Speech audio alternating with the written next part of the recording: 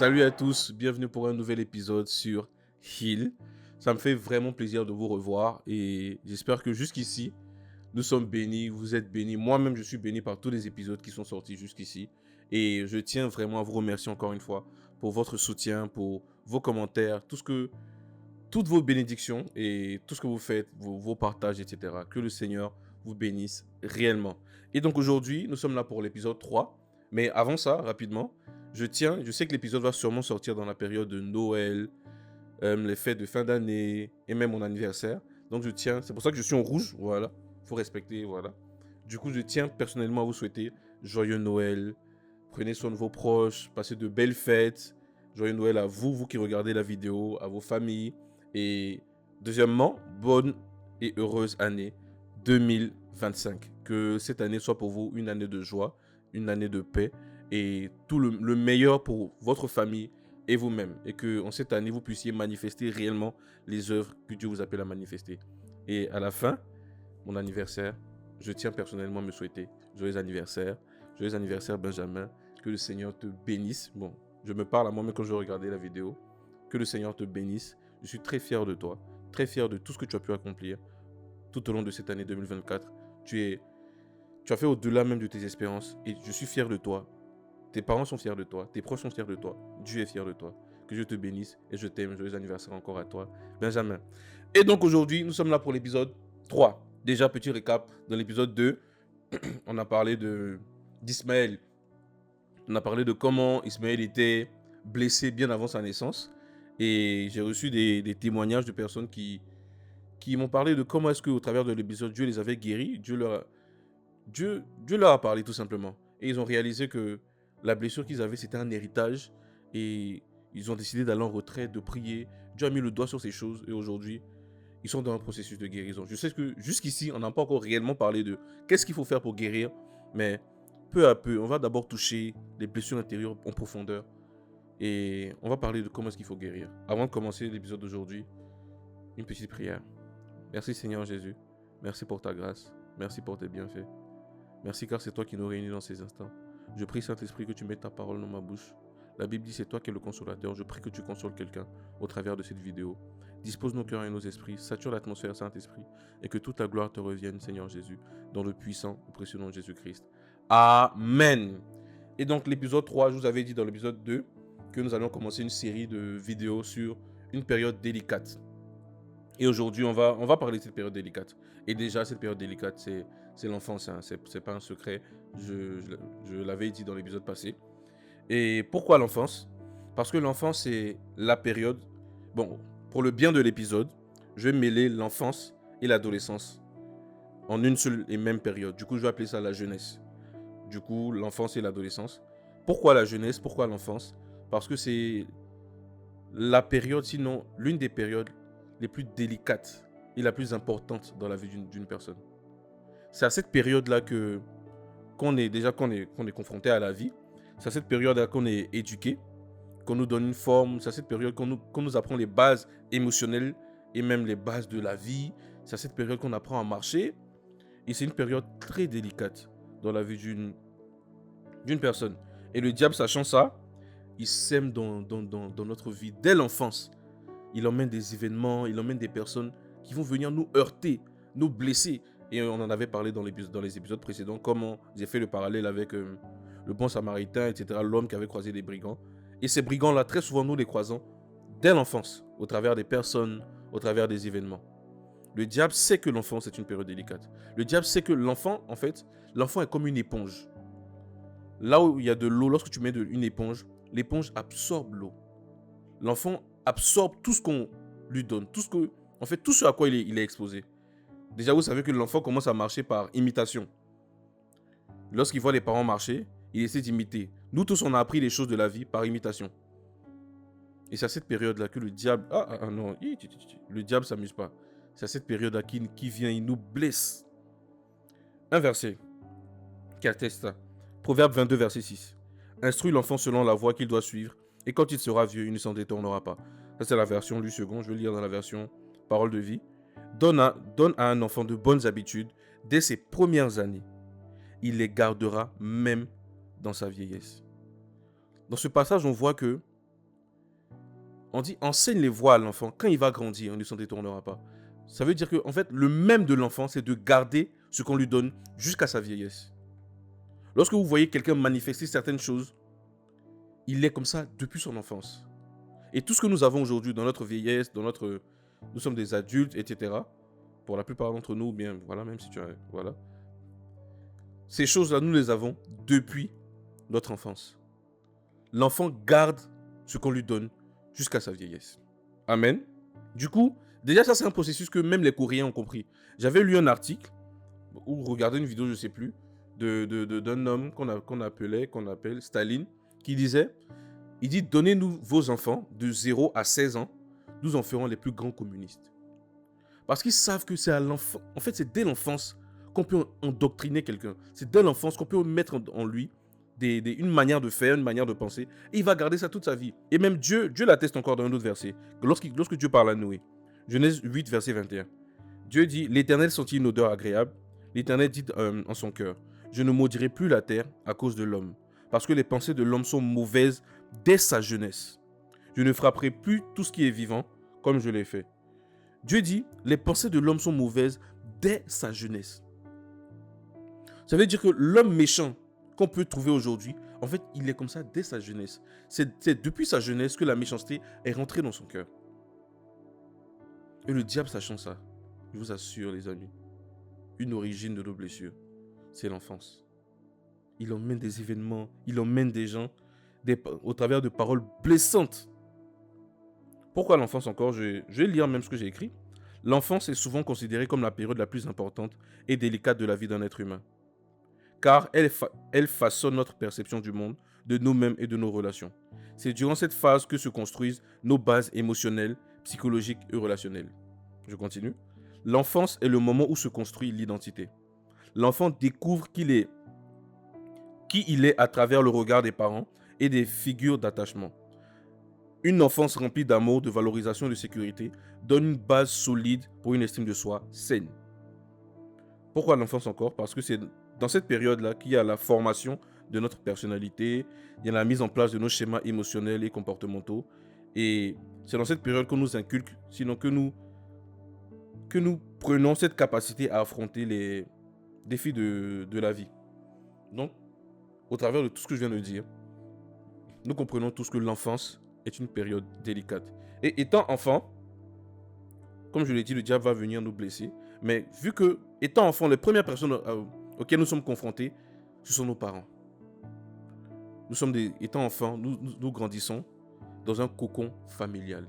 Ce qui veut dire que, généralement, dans l'enfance, nos blessures intérieures naissent du cocon familial. Premier élément de socialisation, la famille. Et c'est dans cette famille-là que le diable utilise, désolé de dire comme ça, parfois les parents comme de réels instruments pour blesser l'enfant. Et aujourd'hui, on va le découvrir à travers de la vie de deux personnages.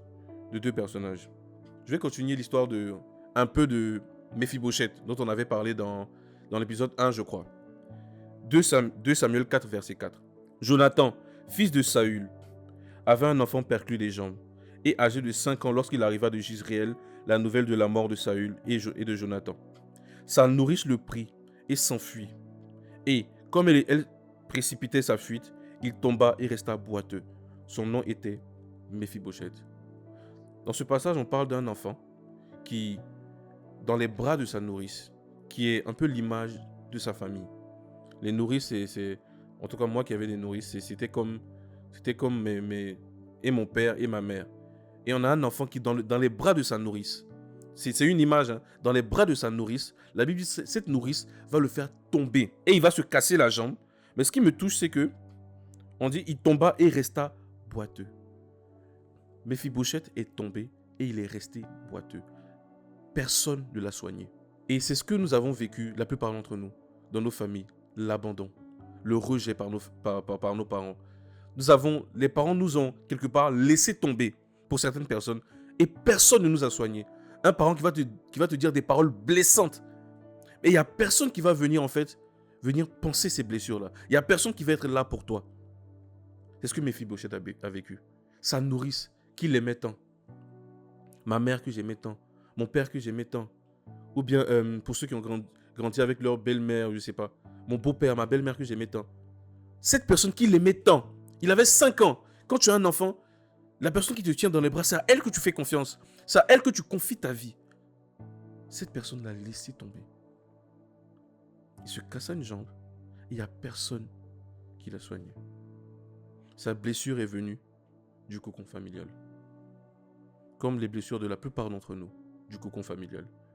Et tout au long de cet épisode un peu, et la série que nous allons commencer, nous allons parler de la famille. Comment est-ce que dans la famille, que ce soit les familles nombreuses, au travers de beaucoup d'événements, comme l'humiliation des parents qui disent des paroles blessantes, ou bien il y en a qui ont vécu, peut-être par leurs parents, même dans la famille, des viols. Il y en a qui ont connu un rejet, de l'abandon. C'est-à-dire que tes parents, ou bien ton père était marié, ton père a divorcé. Ton père était marié avec ta mère, il a divorcé. Et il se marie avec une nouvelle femme. Ta belle-mère commence à te maltraiter. Il y a des gens qui ont vécu des dingueries dans l'enfance. Et il faut qu'on en parle. Je vais continuer avec l'histoire d'un autre personnage, Ismaël. Parce que comme vous le savez, l'histoire d'Ismaël ne s'arrête pas là. Pour parler du cocon familial, comment est-ce que parfois dans la famille, nous pouvons ressortir avec du rejet, avec des blessures. Tu as pas une bonne note, on te frappe. Ton papa vient à l'école, il te frappe devant tout le monde. Ou bien des décès. Violence physique, des enfants battus. Aïe, aïe, aïe, aïe, aïe, aïe. Moi, j'ai connu des personnes qui étaient des enfants battus. Souvent, quand on pense que quand on parle d'un enfant battu, c'est seulement il est battu physiquement. Il y a des personnes, il y a des enfants battus psychiquement par des paroles blessantes. Mais on va le découvrir. Et Ismaël, l'âne sauvage. Parce que comme vous le savez, l'histoire d'Ismaël ne s'arrête pas là. Je vais lire le passage avant de narrer son histoire. Genèse 21, verset 14. Abraham se leva de bon matin, il prit du pain et une autre d'eau, qu'il donna à Agar, et plaça sur son épaule. Il lui remit aussi l'enfant, et la renvoya. Elle s'en alla et s'égara dans le désert de Beersheba. Amen. L'histoire d'Ismaël me touche toujours particulièrement. Je veux qu'on... Assieds-toi bien, on va analyser la vie de cet enfant. Déjà, comme vous le savez, au moment de... Avant sa naissance, il va être blessé. Parce que sa mère, étant enceinte de lui, va être battue par sa maîtresse, Sarai, au point où elle va fuir dans le désert. Et l'ange va lui dire, Dieu a vu ton affliction. Si même Dieu dit, j'ai vu ton affliction, ça veut dire que l'affliction était grande. Si même Dieu dit affliction, c'est qu'on la battait réellement. Et l'ange va venir, il va lui dire, l'enfant que je vais mettre au monde va s'appeler Ismaël. Il sera un âne sauvage. Sa main sera contre tous. Et la main de tous sera contre lui. Déjà, on prophétise déjà une blessure de rejet. On sait déjà le caractère de l'enfant. Il sera dur, rebelle, bizarre, éloigné de tout le monde. Il va pas vouloir, il va pas aimer être avec tout le monde. Parce que depuis ta grossesse, toi-même tu es battu. Et il se trouve que l'ange va lui dire retourne auprès de ta maîtresse, etc. Là, on est dans Genèse 16. Genèse 17, si je ne me trompe pas, je crois, Abraham va faire un voyage. Après vient la circoncision, etc. Mais il se trouve que une suite d'événements vont commencer à se passer. Lorsqu'Ismaël naît, son père Abraham a longtemps attendu un enfant. Il a longtemps attendu un enfant. Donc lorsqu'Ismaël naît, il est le bijou de son père. Il est celui que son père aime. Il est le centre de son attention. Le centre de l'attention de son père, de sa mère.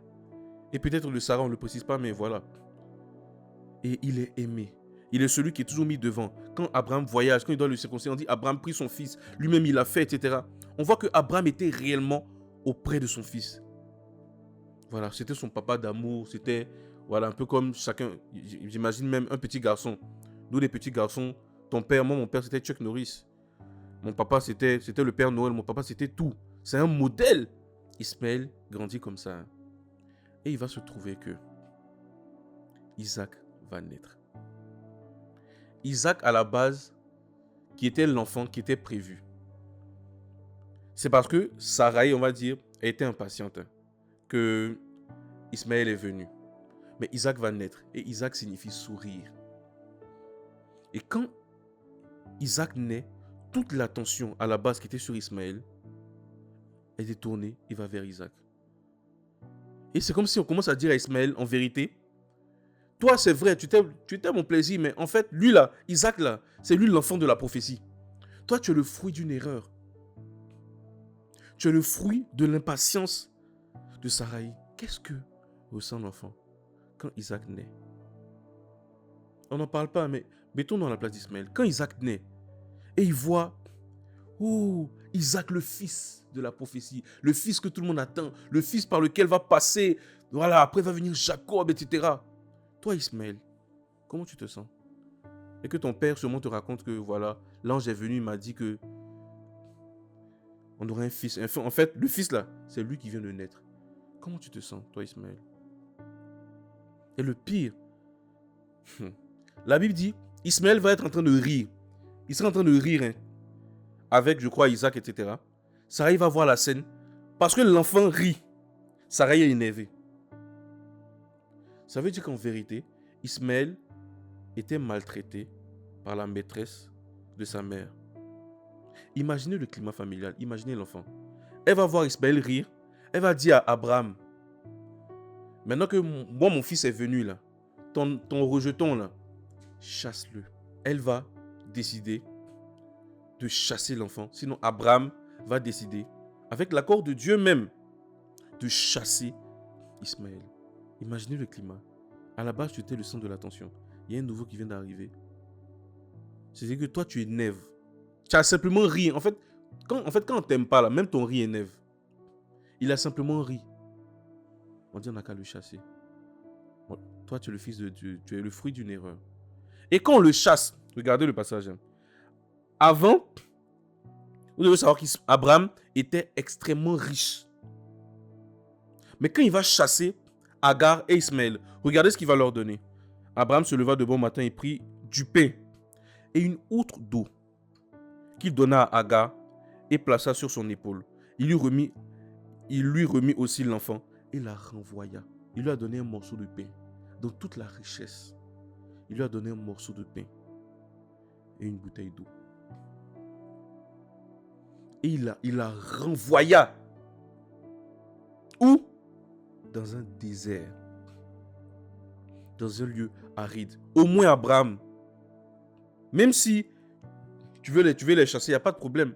Mais donne beaucoup d'eau. Donne au moins un chameau. Abraham ne donne rien de ça. Il donne du pain. Déjà dans toute la nourriture, là, il donne du pain et une outre d'eau. On va dire une bouteille d'eau. Qu'est-ce que ressent l'enfant? Et un enfant à cette période, lorsqu'il vit ces choses, il développe en lui la blessure de... Dis, mais ça c'est tout même. Trahison, mais rejet et abandon. Rejeté par son père. Rejeté par la maîtresse de sa mère. Son père qui l'aimait tant. Son père qui était un modèle pour lui. Rejeté, abandonné par celui-ci. Dans le désert. Et il se dit en lui-même. Imaginez ce qu'il devait se dire en lui-même. Je suis le fruit d'une erreur. À la base, si Sarah n'était pas impatiente, moi je ne serais pas venu sur terre. Je ne serais même pas là, je ne serais pas né. Il devait sûrement se dire, personne ne m'aime. Comme pour la plupart. Dans l'épisode suivant, après, on va parler de la famille de Joseph. La manière dont Jacob a fait les choses, c'est pour ça que ses frères ont voulu le tuer. Ton père que tu aimes tant, abandon, rejet. Et je veux finir cet épisode en parlant brièvement de la blessure du rejet. Lorsque cela découle du cocon familial, trahi par ses parents, abandonné par son père, abandonné par sa mère. Souvent, les parents peuvent être là. C'est pas qu'on t'a chassé de la maison, mais tes parents t'ont abandonné. Il y en a même pas l'enfance. Déjà grandi comme ça. Tes parents t'ont emmené étudier dans un pays étranger. Ils payaient ta scolarité. Un coup comme ça, ils disent ils ne payent plus. Rejet, abandon. Famille nombreuse. Il y a un bébé qui naît. Rejeté. On dit, toi là, tu es grand maintenant. On ne te calcule plus. Il y a beaucoup qui ont vécu ça. Le rejet. Je vais lire ce que j'ai écrit. La blessure du rejet est l'une des 5 blessures fondamentales de l'âme. La blessure du rejet naît lorsqu'une personne se sent repoussée, non acceptée ou niée dans son existence. Cela peut être physique, entre parenthèses, absence d'un parent, regard critique, etc. ou émotionnel, manque de reconnaissance, ignorance. Et vous savez, comme moment déclencheur, c'est l'enfance. Les caractéristiques d'une blessure de rejet, lorsqu'une personne a cette blessure-là, premièrement, il y a le besoin de disparaître ou de se faire tout petit. Quand quelqu'un a la blessure du rejet, il rase les murs. C'est les personnes, quand ils arrivent quelque part, ils aiment tout s'asseoir derrière, il ne faut pas qu'on les voit. L'évitement des conflits. Ce sont des personnes, dès qu'il y a un conflit avec une personne, en fait, déjà, mais ils évitent les conflits. Un, ils évitent les conflits. Deux, relations intenses. Relations amoureuses intenses. Relations amicales intenses. Dès lors qu'il y a l'attachement, dès lors qu'il y a le sentiment, ils n'aiment pas ça. Ils fuient ça. Blessure de rejet. La peur d'exister pleinement ou d'être visible. Ça, c'est un peu lié à ce que j'ai dit au départ. Il y a l'auto-sabotage.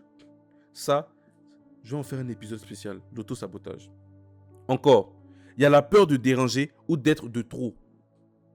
Ce sont des personnes, tout le monde est là, ils vont pas parler, ils vont pas aimer parler. Ils vont dire bon, ou bien ils arrivent quelque part juste pour demander est-ce qu'il peut y avoir de l'eau. Ils n'y arrivent pas parce qu'ils ont peur de déranger. Ou bien ils ont l'impression d'être toujours de trop. Ils ont l'impression qu'à chaque fois qu'ils vont faire un commentaire, non bon, c'est comme je vais dire là, c'est pas intéressant, c'est pas intelligent. Tendance à s'isoler ou pour éviter la douleur d'être rejeté. Ils sont des personnes qui s'isolent toujours. Toujours ils sont seuls, ils n'aiment pas quand il y a tout le monde. Manque d'estime de soi. Elles ne se sentent pas dignes d'amour ou d'attention. Déjà, elles ne s'aiment pas elles-mêmes. Elles se rejettent elles-mêmes d'abord. Et elles ne se sentent pas dignes d'attention et d'amour. Difficulté à recevoir des compliments. Ou à accepter l'amour des autres. Des personnes, une fille par exemple qui a la blessure du rejet, tu lui dis tu es belle, elle va te dire amen. Ce sont des personnes qui disent même merci.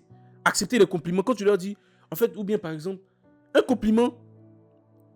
Moi, je ne sais pas, qu'est-ce que tu trouves de chez moi? Oh? Pourquoi tu me complimentes? Moi là. Blessure du rejet. C'est pas fini, hein.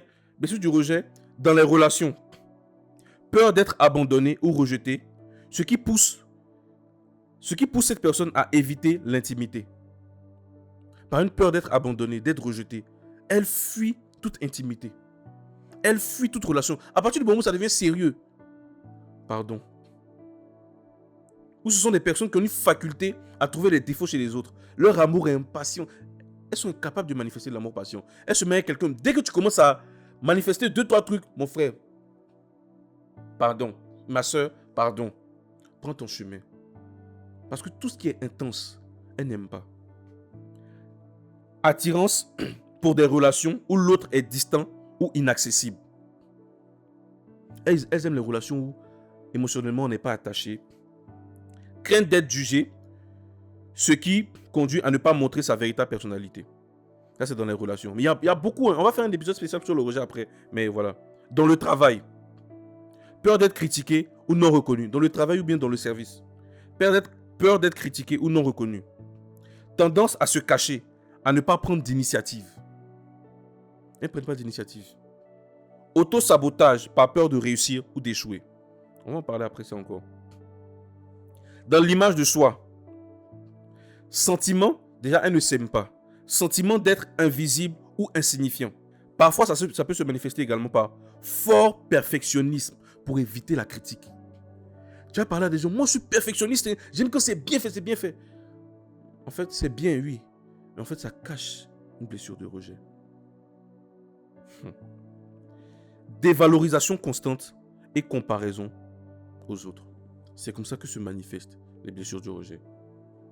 Et c'est sûrement, lorsqu'on dit que Ismaël, sa main sera contre tous ses frères, la main de ses frères sera contre lui. Ismaël devait sûrement manifester ces choses-là. Comme pour la plupart d'entre nous, manifestons toutes ces choses-là. Il y a des personnes, parce qu'elles ont connu la blessure du rejet, par exemple, elle n'a pas réellement été aimée par son père, par ses parents. Elle peut subir dans les relations, elle peut courir de relation en relation, finir dans une dépendance affective. Mais il y a des personnes aussi, en fait, il y en a parce qu'elles sont blessées, vont de relation en relation. Il y en a parce qu'elles sont blessées, sortent de relation. Si dans tout ce que j'ai cité, tu t'es reconnu dans tout ce que j'ai cité, j'ai pas pu tout citer, mais du peu que j'ai pu dire, tu t'es retrouvé dans ça, sache que certainement, tu as soit une blessure de rejet, soit tu as connu l'abandon. Et il faut en guérir. Il y a des personnes qui ont cette capacité de trouver les défauts. Là, je parle en termes de relation. Je parlais à quelqu'un, qui me disait comment en fait elle a une capacité à trouver les défauts chez l'autre pour mettre fin à la relation. Je lui ai dit, à cause de cette blessure de rejet, même si le Seigneur Jésus-Christ descend sur la terre et puis te dit soyons en couple, même au Seigneur Jésus, tu vas lui trouver des défauts. Il y a des gens ici, même au Seigneur Jésus, vont lui trouver des défauts parce que tu es blessé. Et tout ce que j'ai dit, en fait, c'est pour nous permettre, encore une fois, on ne va pas encore citer comment guérir tout ça, mais nous permettre à chacun de nous d'aller sous nos tables et de réaliser en fait que j'ai vécu ça, je suis blessé. Et en fait, mon souhait au travers de cet épisode, c'est qu'à la fin, chacune des personnes qui pourra regarder cet épisode pourra se sentir concernée et arriver à cette conclusion-là. Comme moi aussi, je le reconnais, je suis blessé. Et on va simplement baisser la tête, lui faire une prière de fin. Merci Seigneur Jésus pour ta bonté. Merci pour ta grâce. Merci car tu nous as parlé. Je prie Seigneur Jésus qu'au travers de tout ce que nous avons cité, tu donnes à quelqu'un de se reconnaître et que tu nous emmènes sur le chemin de la guérison. Guéris-moi Seigneur Jésus. Tu connais mon cœur brisé. Tu connais le cœur brisé de toutes les personnes qui regardent cette vidéo Seigneur. Donne-nous Seigneur de ressortir de cette série d'enseignements, de cette série de vidéos, de podcasts simplement Seigneur. De ressortir guéri Seigneur Jésus. Guéris, retire en nous tout ce qui est blessure du rejet, retire en nous tout ce qui est semence d'amertume à cause de cette blessure, retire en nous le souvenir même de ces choses-là, Seigneur Jésus, et donne-nous de passer à autre chose. Pour quelqu'un qui ne l'a pas encore réellement réalisé, je prie, Seigneur, que tu lui donnes d'aller sous sa table et parle à chacun de nous. Fais-nous réaliser nos jambes perclues et que toute ta gloire, Seigneur, te revienne dans le puissant et précieux nom de Jésus-Christ. Amen. J'espère que tu as été béni, que vous avez été béni. Et c'est sur ça que je vais mettre fin à l'épisode. Et pour toi qui viens d'arriver, abonne-toi, active la cloche de notification et partage surtout. Et à une prochaine fois sur